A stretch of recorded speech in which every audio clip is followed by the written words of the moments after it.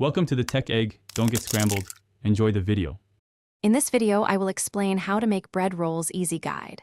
Start by proofing 2 tsp active dry yeast in 1 cup warm water at 105-110 degrees F with 1 tsp sugar until foamy. Mix in 3 cups flour, 2 tablespoon butter, and 1 tsp salt, then knead for about 8 minutes until smooth. Let dough rise until doubled, shape into rolls, proof briefly, and bake at 375 degrees F until golden. Gently handle risen dough to preserve air pockets and create soft rolls.